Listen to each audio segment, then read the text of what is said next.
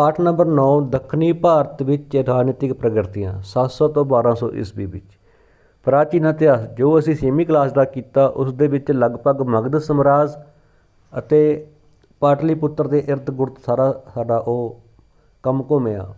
ਜਿਵੇਂ ਮੌਰੀਆ ਸਮਰਾਜ ਦੀ ਰਾਜਧਾਨੀ ਪਾਟਲੀਪੁੱਤਰ ਸੀ, ਗੁਪਤ ਸਮਰਾਜ ਦੀ ਰਾਜਧਾਨੀ ਪਾਟਲੀਪੁੱਤਰ ਸੀ। ਫਿਰ ਹਰਸ਼ਵਰਧਨ ਆਇਆ, ਉਸ ਦੀ ਰਾਜਧਾਨੀ ਕਨੌਜ ਸੀ ਉੱਤਰ ਪ੍ਰਦੇਸ਼ ਵਿੱਚ।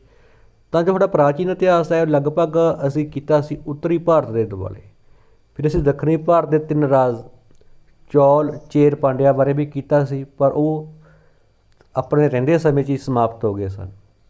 ਤਾਂ ਮੱਧਕਾਲ ਦੇ ਦੌਰਾਨ ਉਹ ਦੱਖਣੀ ਭਾਰਤ ਦੇ ਰਾਜ ਪੱਲਵ, ਪਾਂਡਿਆ, ਚੌਲ ਦੁਬਾਰਾ ਸਥਾਪਿਤ ਹੋਏ ਅਤੇ ਇਹ ਇੱਕ ਸ਼ਕਤੀਸ਼ਾਲੀ ਰਾਜ ਵਜੋਂ ਉੱਭਰੇ। ਮੱਧਕਾਲ ਦੌਰਾਨ ਉੱਤਰੀ ਭਾਰਤ ਵਾਂਗ ਦੱਖਣੀ ਭਾਰਤ ਵਿੱਚ ਬਹੁਤ ਸਾਰੇ ਰਾਜਪੂਤ ਰਾਜ ਸਥਾਪਿਤ ਹੋਏ ਸਨ, ਪਰੰਤੂ ਉਹਨਾਂ ਵਿੱਚੋਂ ਪੱਲਵ, ਪਾਂਡਿਆ ਅਤੇ ਚੌਲ ਰਾਜ ਬਹੁਤ ਸ਼ਕਤੀਸ਼ਾਲੀ ਸਨ। ਉਹ ਤਿੰਨੇ ਰਾਜ ਆਪਣੀ ਆਪਣੀ ਸ਼ਕਤੀ ਲਈ ਆਪਸ ਦੇ ਵਿੱਚ ਲੜਦੇ ਰਹਿੰਦੇ ਸਨ। ਪੱਲਵ 5ਵੀਂ ਅਤੇ 6ਵੀਂ ਸਦੀ ਦੌਰਾਨ ਸਾਤਵਾਹਨਾਂ ਦੇ ਪਤਨ ਤੋਂ ਬਾਅਦ ਜਿਹੜੇ ਸਾਤਵਾਹਨ ਸੀ ਉਹਨਾਂ ਦਾ 220 ਈਸਵੀ ਵਿੱਚ ਉਹਨਾਂ ਦਾ ਪਤਨ ਹੋ ਗਿਆ ਸੀ। ਜੋ ਸਾਤਵਾਹਨ ਸੀਗੇ ਜਿਹਨਾਂ ਨੂੰ ਅਸੀਂ ਕਿਹਾ ਦੱਖਣੀ ਮੌਰੀਆ ਕਾਲ ਤੋਂ ਬਾਰੇ ਮੌਰੀਆ ਕਾਲ ਤੋਂ ਬਾਅਦ ਵਾਲੇ ਸਾਤਵਾਹਨ ਇਹਨਾਂ ਦਾ 220 ਈਸਵੀ ਵਿੱਚ ਅੰਤ ਹੋ ਗਿਆ ਸੀ ਅਤੇ ਸਾਤਵਾਹਨਾਂ ਨੇ ਲਗਭਗ 300 ਸਾਲ ਰਾਜ ਕੀਤਾ ਸੀ। ਪਹਿਲੀ ਸਦੀ ਈਸਵੀ ਪੂਰਵ ਤੋਂ ਲੈ ਕੇ 220 ਈਸਵੀ ਤੱਕ ਸਾਤਵਾਹਨਾਂ ਨੇ ਰਾਜ ਕੀਤਾ ਸੀ। ਤਾਂ 5ਵੀਂ ਅਤੇ 6ਵੀਂ ਸਦੀ ਦੌਰਾਨ ਸਾਤਵਾਹਨਾਂ ਦੇ ਪਤਨ ਤੋਂ ਬਾਅਦ ਪੱਲਵ ਸ਼ਕਤੀਸ਼ਾਲੀ ਬਣ ਗਏ। ਮਹਿੰਦਰ ਵਰਮਨ ਪਹਿਲਾ ਤਾਂ ਜਿਹੜੇ ਪੱਲਵ ਸੀ ਪੱਲਵਾਂ ਦੀ ਜਿਹੜੀ ਨੀਂਹ ਰੱਖੀ ਸੀ ਉਹ ਰੱਖੀ ਸੀ ਸਿੰਘ ਵਰਮਨ ਨੇ। 6ਵੀਂ ਸਦੀ ਦੇ ਅੰਤ ਵਿੱਚ ਸਿੰਘ ਵਰਮਨ ਨੇ ਇੱਕ ਨਵੇਂ ਪੱਲਵ ਵੰਸ਼ ਦੀ ਨੀਂਹ ਰੱਖੀ ਸੀ। ਪੱਲਵਾਂ ਨੇ ਤਾਮਿਲਨਾਡੂ ਅਤੇ ਆਂਧਰਾ ਪ੍ਰਦੇਸ਼ ਦੇ ਕਈ ਰਾਜਾਂ 'ਤੇ ਰਾਜ ਕੀਤਾ ਸੀ।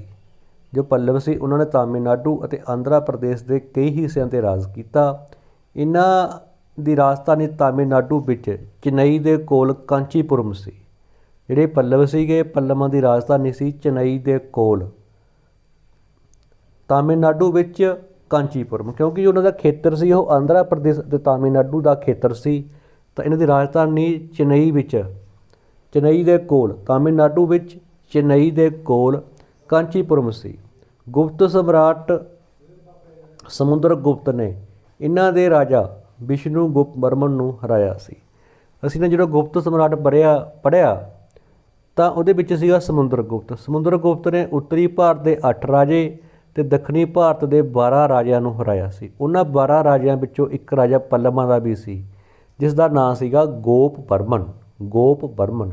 ਇਹ ਅਸੀਂ ਜੋ ਦੱਸਿਆ ਮੈਂ 6ਵੀਂ ਕਲਾਸ 'ਚ ਪਹਿਲਾਂ ਕੀਤਾ ਸੀ ਪੱਲਵਾਂ ਬਾਰੇ। ਪੱਲਵਾਂ ਨੇ ਤਾਮਿਲਨਾਡੂ ਅਤੇ ਆਂਧਰਾ ਪ੍ਰਦੇਸ਼ ਦੇ ਕਈ ਹਿੱਸਿਆਂ 'ਤੇ ਰਾਜ ਕੀਤਾ। ਇਹਨਾਂ ਦੀ ਰਾਜਧਾਨੀ ਤਾਮਿਲਨਾਡੂ ਵਿੱਚ ਚੇਨਈ ਦੇ ਕੋਲ ਕਾਂਚੀਪੁਰਮ ਸੀ। ਗੁਪਤ ਸਮਰਾਟ ਸਮੁੰਦਰਗੁਪਤ ਨੇ ਇਹਨਾਂ ਦੇ ਰਾਜਾ ਵਿਸ਼ਨੂਗੁਪਤ ਵਰਮਨ ਨੂੰ ਹਰਾਇਆ ਸੀ। 6ਵੀਂ ਸਦੀ ਦੇ ਅੰਤ ਵਿੱਚ ਸਿੰਘ ਵਰਮਨ ਨੇ ਇੱਕ ਨਵੇਂ ਪੱਲਵ ਵੰਸ਼ ਦੀ ਨੀਂਹ ਰੱਖੀ ਸੀ। ਹੁਣ ਪੱਲਵ ਬਹੁਤ ਸ਼ਕਤੀਸ਼ਾਲੀ ਹੋ ਗਏ ਸਨ, ਠੀਕ ਹੈ ਜੀ। ਅਤੇ ਸਿੰਘ ਵਰਮਨ ਦਾ ਪੁੱਤਰ ਮਹਿੰਦਰ ਸੀਗਾ ਮਹਿੰਦਰ ਵਰਮਨ। ਜੋ ਮਹਿੰਦਰ ਵਰਮਨ ਸੀਗਾ ਉਹ ਇੱਕ ਸ਼ਕਤੀਸ਼ਾਲੀ ਰਾਜਾ ਸੀ। ਸਿੰਘ ਵਰਮਨ ਦਾ ਪੁੱਤਰ ਮਹਿੰਦਰ ਵਰਮਨ ਪਹਿਲਾ ਵੀ ਇੱਕ ਸ਼ਕਤੀਸ਼ਾਲੀ ਰਾਜਾ ਸੀ। ਉਹ ਚਾਲੁਕਿਆ ਰਾਜਾ ਪੁਲਕੇਸ਼ਿਨ ਨਾਲ ਲੰਮੇ ਸਮੇਂ ਤੱਕ ਲੜਾਈ ਕਰਦਾ ਰਿਹਾ ਪਰ ਉਹ ਹਾਰਦਾ ਰਿਹਾ। ਉਹ ਚਿੱਤਰਕਲਾ ਅਤੇ ਨਾਚ ਗਾਣੇ ਦਾ ਬਹੁਤ ਸ਼ੌਕੀਨ ਸੀ। ਕੌਣ? ਮਹਿੰਦਰ ਵਰਮਨ ਪਹਿਲਾ ਸੀ ਜੋ ਉਹ ਚਿੱਤਰਕਲਾ ਅਤੇ ਨਾਚ ਦਾ ਬੜਾ ਸ਼ੌਕੀਨ ਸੀ। ਪੱਲਵ ਅਤੇ ਚਾਲੁਕਿਆ ਆਪਸ ਦੇ ਵਿੱਚ ਲੜਦੇ ਰਹਿੰਦੇ ਸਨ। ਚਾਲੁਕਿਆ ਦਾ ਅਸੀਂ ਕੀਤਾ ਸੀਗਾ ਪੁਲਕੇਸ਼ਿਨ ਪਹਿਲਾ, ਕੀਰਤੀ ਵਰਮਨ ਪੁਲਕੇਸ਼ਿਨ ਦੂਸਰਾ। ਸਾਰਾ ਕੁਛ ਅਸੀਂ ਪਹਿਲਾਂ 6ਵੀਂ ਕਲਾਸ 'ਚ ਕੀਤਾ ਸੀਗਾ। ਤਾਂ ਜੋ ਚਾਲੁਕਿਆ ਸੀਗਾ ਇਹ 6ਵੀਂ ਸਦੀ ਈਸਵੀ ਵਿੱਚ ਦੱਖਣ ਵਿੱਚ ਸ਼ਕਤੀਸ਼ਾਲੀ ਚਾਲੁਕਿਆ ਵੰਸ਼ ਦੇ ਹੱਥ ਸ਼ਕਤੀ ਆ ਗਈ ਸੀ। इस वंश के पुलकेशन पहला कीर्तिवर्मन प्रसिद्ध राजे सन। करनाटक के बीजापुर ਜ਼ਿਲ੍ਹੇ ਵਿੱਚ ਬਤਾਪੀ ਅੱਜ ਕੱਲ੍ਹ ਦੀ ਬਦਾਮੀ ਇਹਨਾਂ ਦੀ ਰਾਜਧਾਨੀ ਸੀ। ਇਸ ਵੰਸ਼ ਦਾ ਸਭ ਤੋਂ ਪ੍ਰਸਿੱਧ ਰਾਜਾ ਸੀ ਪੁਲਕੇਸ਼ਨ ਦੂਸਰਾ। ਅਸੀਂ ਗੱਲ ਕਰ ਰਹੇ ਹਾਂ ਚਾਲੁਕਿਆ ਦੀ। ਉਸਨੇ ਦੱਖਣੀ ਭਾਰਤ ਦੇ ਬਹੁਤ ਸਾਰੇ ਖੇਤਰਾਂ 'ਤੇ ਜਿੱਤ ਪ੍ਰਾਪਤ ਕੀਤੀ ਅਤੇ ਤਾਮਿਲਨਾਡੂ ਦੇ ਪੱਲਵਾਂ ਨੂੰ ਹਰਾਇਆ। ਭਾਵ ਜੋ ਪੱਲਵ ਸੀਗੇ ਇਹ ਆਂਧਰਾ ਪ੍ਰਦੇਸ਼ ਅਤੇ ਤਾਮਿਲਨਾਡੂ ਵਾਲੇ ਪਾਸੇ ਸਨ ਅਤੇ ਜੋ ਚਾਲੁਕਿਆ ਸਨ ਇਹ ਕਰਨਾਟਕ ਵਾਲੇ ਪਾਸੇ ਸਨ। ਇਹਨਾਂ ਦੀ ਆਪਸ ਦੇ ਵਿੱਚ ਬਣਦੀ ਨਹੀਂ ਸੀ ਤਾਂ ਇਹਨਾਂ ਦਾ ਪੁਲਕੇਸ਼ਨ ਪਹਿਲਾ, ਕੀਰਤੀਵਰਮਨ ਪੁਲਕੇਸ਼ਨ ਦੂਜਾ, ਇਹ ਚਾਲੁਕਿਆ ਵੰਸ਼ ਦੇ ਮੁੱਖ ਰਾਜੇ ਸਨ। 641 ਈਸਵੀ ਵਿੱਚ ਪ੍ਰਸਿੱਧ ਚੀਨੀ ਯਾਤਰੀ ਹਿਊਨ ਸਾਂਗ ਪੁਲਕੇਸ਼ਨ ਦੂਸਰੇ ਦੇ ਰਾਜ ਵਿੱਚ ਆਇਆ ਸੀ ਅਤੇ ਪੁਲਕੇਸ਼ਨ ਦੂਸਰੇ ਨੇ ਹਰਸ਼ਵਰਧਨ ਦੀ ਦੱਖਣੀ ਭਾਰਤ ਦੀ ਜਿੱਤ 'ਤੇ ਵੀ ਲਗਾਮ ਲਾਈ ਸੀ। ਤਾਂ ਫਿਰ ਜੋ ਪੱਲਵਾਂ ਬਾਰੇ ਕਰ ਦਿਆਂਗੇ ਤਾਂ ਪੱਲਵਾਂ ਦਾ ਜਿਹੜੀ ਸ਼ਕਤੀ ਦਾ ਉਥਾਨ ਹੋਇਆ ਸੀਗਾ ਉਹ ਹੋਇਆ ਸੀਗਾ 6ਵੀਂ ਸਦੀ ਦੇ ਅੰਤ ਵਿੱਚ। ਠੀਕ ਆ ਜੀ। ਤਾਂ ਫਿਰ ਸਿੰਘ ਵਰਮਨ ਨੇ ਪੱਲਵ ਵੰਸ਼ ਦੀ ਨੀਂਹ ਰੱਖੀ ਸੀ। ਉਸ ਦਾ ਪੁੱਤਰ ਸੀ ਮਹਿੰਦਰ ਵਰਮਨ, ਪਰ ਉਹ ਚਾਲੁਕਿਆ ਤੋਂ ਹਾਰਦਾ ਰਿਹਾ, ਪੁਲਕੇਸ਼ਨ ਦੂਸਰੇ ਤੋਂ ਹਾਰਦਾ ਰਿਹਾ। ਤਾਂ ਫਿਰ ਹੋਇਆ ਕੀ ਸੀਗਾ, ਫਿਰ ਸਿੰਘ ਵਰਮਨ ਦਾ ਪੁੱਤਰ ਮਹਿੰਦਰ ਵਰਮਨ ਕੀਤਾ ਅਸੀਂ ਨੇ ਅਤੇ ਫਿਰ ਅੱਗੇ ਉਸ ਦਾ ਪੁੱਤਰ ਸੀਗਾ ਨਰਸਿੰਘ ਵਰਮਨ ਪਹਿਲਾ। ਉਸਨੇ ਚਾਲੁਕਿਆ ਨੂੰ ਹਰਾ ਕੇ ਆਪਣੇ ਪਿਤਾ ਦੀ ਹਾਰ ਦਾ ਬਦਲਾ ਲਿਆ ਸੀ। ਉਸਨੇ ਸ਼੍ਰੀਲੰਕਾ 'ਤੇ ਵੀ 2 ਵਾਰ ਹਮਲੇ ਕੀਤੇ। ਕਿਹਨੇ? ਨਰਸਿੰਘ ਵਰਮਨ ਜੋ ਪੱਲਵਾਂ ਦਾ ਸੀ। ਸਿੰਘ ਵਰਮਨ ਸਾਰੇ ਪੱਲਵਾਂ ਦੇ ਨੇਗੇ। ਠੀਕ ਹੈ ਜੀ। ਤਾਂ ਅਸੀਂ ਪਹਿਲਾਂ ਕੀਤਾ ਸੀਗਾ ਚਾਲੁਕਿਆ 'ਚ ਕਿ 642 ਈਸਵੀ ਵਿੱਚ ਪੁਲਕੇਸ਼ਨ ਦੂਸਰੇ ਦੀ ਮੌਤ ਹੋ ਗਈ ਸੀ। ਪੁਲਕੇਸ਼ਨ ਦੂਸਰੇ ਦੇ ਦਰਬਾਰ ਦੇ ਵਿੱਚ ਹਿਊਨ ਸਾਂਗ ਵੀ ਆਇਆ ਸੀ। ਜੋ ਗੁਫਾਵਾਂ ਨੇ ਸਾਡੀਆਂ ਅਜੰਤਾ ਦੀਆਂ, ਉੱਥੇ ਪੁਲਕੇਸ਼ਨ ਦੂਸਰੇ ਦਾ ਇੱਕ ਚਿੱਤਰ ਹੈ ਜਿਸ ਦੇ ਵਿੱਚ ਉਹ ਇੱਕ ਇਰਾਨੀ ਰਾਜਦੂਤਾਂ ਦਾ ਆਪਣੇ ਦਰਬਾਰ ਵਿੱਚ ਸਵਾਗਤ ਕਰ ਰਿਹਾ। ਅਜੰਤਾ ਦੀਆਂ ਗੁਫਾਵਾਂ ਦੇ ਇੱਕ ਚਿੱਤਰ ਵਿੱਚ ਪੁਲਕੇਸ਼ਨ ਨੂੰ ਈਰਾਨ ਦੇ ਰਾਜਦੂਤ ਦਾ ਆਪਣੇ ਦਰਬਾਰ ਵਿੱਚ ਸਵਾਗਤ ਕਰਦੇ ਹੋਏ ਵਿਖਾਇਆ ਗਿਆ ਹੈ।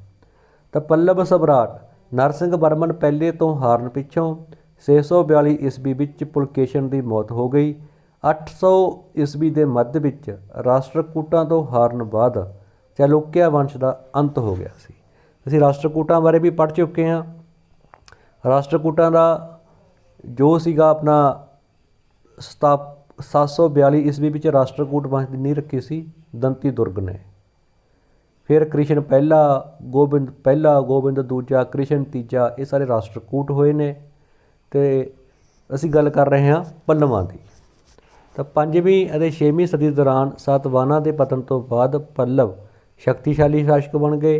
ਮਹਿੰਦਰ ਵਰਮਨ ਪਹਿਲਾ ਅਤੇ ਨਰਸਿੰਘ ਵਰਮਨ ਪਹਿਲਾ ਪੱਲਵ ਵੰਸ਼ ਦੇ 2 ਪ੍ਰਮੁੱਖ ਸ਼ਾਸਕ ਸਨ। ਉਹਨਾਂ ਨੇ ਚੌਲ, ਚੇਰ ਅਤੇ ਪਾਂਡਿਆ ਸ਼ਾਸਕਾਂ ਨੂੰ ਹਰਾ ਕੇ ਆਪਣੇ ਰਾਜ ਦਾ ਬਹੁਤ ਵਿਸਤਾਰ ਕੀਤਾ। ਉਹਨਾਂ ਨੇ ਕਾਂਚੀ ਨੂੰ ਆਪਣੀ ਰਾਜਧਾਨੀ ਬਣਾਇਆ। ਤਾਮਿਲਨਾਡੂ ਵਿੱਚ ਚੇਨਈ ਦੇ ਕੋਲ ਕਾਂਚੀਪੁਰਮ ਉਹਨਾਂ ਦੀ ਰਾਜਧਾਨੀ ਸੀ। ਇਸ ਦੇ ਇਲਾਵਾ ਪੱਲਵ ਸ਼ਾਸਕਾਂ ਨੇ ਕਲਾ ਅਤੇ ਭਵਨ ਉਸਾਰੀ ਕਲਾ ਨੂੰ ਵੀ ਬੜਾ ਉਜਾਗਰ ਕੀਤਾ। ਉਹਨਾਂ ਨੇ ਮਹਾਬਲੀਪੁਰਮ, ਜੋ ਮਹਾਬਲੀਪੁਰਮ ਹੈ ਉਹ ਤਾਮਿਲਨਾਡੂ ਵਿੱਚ ਹੈ, ਉਹਨਾਂ ਨੇ ਮਹਾਬਲੀਪੁਰਮ ਵਿੱਚ ਸ਼ੋਰ ਮੰਦਰ ਅਤੇ ਰਥ ਮੰਦਰ ਬਣਾਇਆ। ਜਿਹੜੇ ਰਥ ਮੰਦਰ ਸੀਗੇ ਇਹਨਾਂ ਦੇ ਨਾਂ ਜਿਹੜੇ ਮਹਾਭਾਰਤ ਦੇ ਪਾਂਡਵ ਨੇ ਉਹਨਾਂ ਦੇ ਨਾਮ 'ਤੇ ਰੱਖੇ ਗਏ ਸਨ। ਉਹਨਾਂ ਨੇ ਕਾਂਚੀਪੁਰਮ ਵਿੱਚ, ਜੋ ਕਾਂਚੀਪੁਰਮ ਸੀ ਇਹਨਾਂ ਦੀ ਰਾਜਧਾਨੀ ਸੀ, ਉਹਨਾਂ ਨੇ ਕਾਂਚੀਪੁਰਮ ਵਿੱਚ ਇੱਕ ਕੈਲਾਸ਼ਨਾਥ ਮੰਦਰ ਵੀ ਬਣਾਇਆ। ਪਰੰਤੂ 9ਵੀਂ ਸਦੀ ਵਿੱਚ ਚੌਲ ਸ਼ਾਸਕਾਂ ਨੇ ਪੱਲਵਾਂ ਨੂੰ ਹਰਾ ਦਿੱਤਾ ਅਤੇ ਪੱਲਵ ਵੰਸ਼ ਦਾ ਪਤਨ ਹੋ ਗਿਆ। ਇਹ ਅਸੀਂ ਕੀਤਾ ਗਾ ਪੱਲਵ। ਅਸੀਂ ਪਹਿਲਾਂ 6ਵੀਂ ਕਲਾਸ 'ਚ ਪੜ੍ਹਿਆ ਸੀਗਾ ਕਿ ਦੇਵੀ ਦੇਵਤਿਆਂ ਦੀਆਂ ਮੂਰਤੀਆਂ ਤੋਂ ਇਲਾਵਾ ਇਹਨਾਂ ਮੰਦਰਾਂ ਵਿੱਚ ਪੱਲਵ ਰਾਜੇ ਰਾਣੀਆਂ ਦੀਆਂ ਮੂਰਤੀਆਂ ਵੀ ਲਗਾਈਆਂ ਗਈਆਂ ਸਨ। ਪੱਲਵ ਰਾਜੇ ਮੁੱਖ ਤੌਰ 'ਤੇ ਜੈਨ ਧਰਮ ਅਤੇ ਸ਼ੈਵ ਧਰਮ ਨੂੰ ਮੰਨਦੇ ਸਨ। ਕੈਲਾਸ਼ਨਾਥ ਤੋਂ ਪਤਾ ਲੱਗਿਆ ਨਾ ਵੀ ਸ਼ਿਵ ਜੀ ਨੂੰ ਸ਼ੈਵ ਧਰਮ ਨੂੰ ਮੰਨਦੇ ਸਨ, ਪਰੰਤੂ ਬਾਕੀ ਧਰਮਾਂ ਬਾਰੇ ਵੀ ਸਹਿਣਸ਼ੀਲ ਸਨ। ਹਿਊਨ ਸਾਂਗ ਨੇ 642 ਈਸਵੀ ਵਿੱਚ ਕਾਂਚੀ ਦੀ ਯਾਤਰਾ ਕੀਤੀ। 641 ਵਿੱਚ ਕੀਤੀ ਸੀ ਉਹਨੇ ਚਾਲੁਕਿਆ ਦੀ ਪੁਲਕੇਸ਼ਨ ਦੂਸਰੇ ਦੇ ਸਮੇਂ, ਅਤੇ 642 ਵਿੱਚ ਪੁਲਕੇਸ਼ਨ ਦੂਸਰੇ ਦੀ ਮੌਤ ਹੋ ਗਈ ਸੀ। ਉਸ ਤੋਂ ਬਾਅਦ ਚਾਲੁਕਿਆ ਵੰਸ਼ ਲਗਭਗ ਖਤਮ ਹੋਣ 'ਤੇ ਆ ਗਿਆ ਸੀ। ਤੇ ਇੱਧਰ ਫਿਰ ਪੱਲਵਾਂ ਦੀ ਸ਼ਕਤੀ ਵੱਧ ਗਈ ਸੀ। ਦੇਖੋ ਜਿਹੜਾ ਹਿਊਨ ਸੰਘ ਸੀ ਪਹਿਲਾਂ ਗਿਆ ਉਹ ਉੱਤਰ ਦੇ ਵਿੱਚ ਹਰਸ਼ਵਰਧਨ ਦੇ ਦਰਬਾਰ ਵਿੱਚ, ਉਸ ਤੋਂ ਅੱਗੇ ਫਿਰ ਉਹ ਹੇਠਾਂ ਦੱਖਣ ਵੱਲ ਪਹਿਲਾਂ ਆਇਆ 641 ਵਿੱਚ ਚਲੂਕਿਆ ਪੁਲਕੇਸ਼ਨ ਦੇ ਦੂਜੇ ਦੇ ਸਮੇਂ, ਫਿਰ ਪੱਲਵ 642 ਈਸਵੀ ਵਿੱਚ ਕਾਂਚੀ ਦੀ ਯਾਤਰਾ ਕੀਤੀ। ਉਹ ਲਿਖਦਾ ਹੈ ਕਿ ਇੱਥੇ ਬੁੱਧ, ਜੈਨ ਅਤੇ ਹਿੰਦੂ ਧਰਮ ਨਾਲ ਪ੍ਰਫੁੱਲਤ ਹੋ ਰਹੇ ਸਨ। ਕਾਂਚੀ ਸਿੱਖਿਆ ਦਾ ਇੱਕ ਮਹਾਨ ਕੇਂਦਰ ਬਣ ਗਿਆ। ਇੱਥੇ ਕਈ ਵਿਦਵਾਨ ਰਹਿੰਦੇ ਸਨ। ਇਸ ਸਮੇਂ ਦੋ ਮਹੱਤਵਪੂਰਨ ਪੁਸਤਕਾਂ ਮਣੀਮੇਖਲਾਈ ਅਤੇ ਸ਼ਿਲਪਾਦੀਕਰਮ, ਦੋ ਕਿਤਾਬਾਂ ਮਣੀਮੇਖਲਾਈ ਅਤੇ ਸ਼ਿਲਪਾਦੀਕਰਮ ਲਿਖੀਆਂ ਗਈਆਂ ਸਨ। ਇੱਥੇ ਮੰਦਰ ਕੇਵਲ ਪੂਜਾ ਲਈ ਹੀ ਨਹੀਂ ਸਨ, ਇਹਨਾਂ ਵਿੱਚ ਸਮਾਜਿਕ ਉਤਸਵ ਅਤੇ ਸਿੱਖਿਆ ਦੇਣ ਦੇ ਕੰਮ ਵੀ ਹੁੰਦੇ ਸਨ। ਪੱਲਵ ਰਾਜਾ ਨੇ ਵਿਦਵਾਨਾਂ ਨੂੰ ਆਪਣੇ ਰਾਜ ਦੇ ਵਿੱਚ ਪ੍ਰਫੁੱਲਤ ਕੀਤਾ। ਸੰਗੀਤ, ਨਾਚ ਅਤੇ ਚਿੱਤਰਕਲਾ ਦੀ ਵੀ ਸਰਪ੍ਰਸਤੀ ਕੀਤੀ। ਇਹ ਅਸੀਂ ਪੱਲਵਾਂ ਬਾਰੇ ਪਹਿਲਾਂ 6ਵੀਂ ਕਲਾਸ ਦੇ ਵਿੱਚ ਪੜ੍ਹਿਆ ਸੀ। ਜੇ ਜ਼ਿਆਦਾ ਡਿਟੇਲ 'ਚ ਪੜ੍ਹਨਾ ਤੁਸੀਂ 6ਵੀਂ ਵਾਲਾ ਪੜ੍ਹ ਲਿਓ, ਉਹਦੇ ਵਿੱਚ ਵੱਧ ਲਿਖਿਆ ਇਸ ਨਾਲੋਂ। ਤਾਂ ਉਹਨਾਂ ਨੇ ਸਮੁੰਦਰ ਕੰਢੇ ਮਹਾਬਲੀਪੁਰਮ, ਜੋ ਮਹਾਬਲੀਪੁਰਮ ਹੈ ਉਹ ਤਾਮਿਲਨਾਡੂ ਵਿੱਚ ਆ, ਉੱਥੇ ਮੰਦਰ ਬਣਾਇਆ, ਸ਼ੋਰ ਮੰਦਰ ਬਣਾਏ, ਰਥ ਮੰਦਰ ਬਣਾਏ। ਜੋ ਮਹਾਭਾਰਤ ਦੇ ਪਾਂਡਵ ਸੀ ਉਹਨਾਂ ਦੇ ਨਾਂ 'ਤੇ ਇਹਨਾਂ ਰਥਾਂ ਦੇ ਨਾਮ ਰੱਖੇ। ਇਹ ਸੀਗਾ ਪੱਲਵਾਂ ਬਾਰੇ, ਇਹ ਅਸੀਂ ਕੀਤਾ ਸੀਗਾ ਪੱਲਵਾਂ ਬਾਰੇ। ਤਾਂ 642 ਈਸਵੀ ਵਿੱਚ ਹਿਊਨ ਸਾਂਗ ਨੇ ਯਾਤਰਾ ਕੀਤੀ ਸੀ ਕਾਂਚੀ ਦੀ।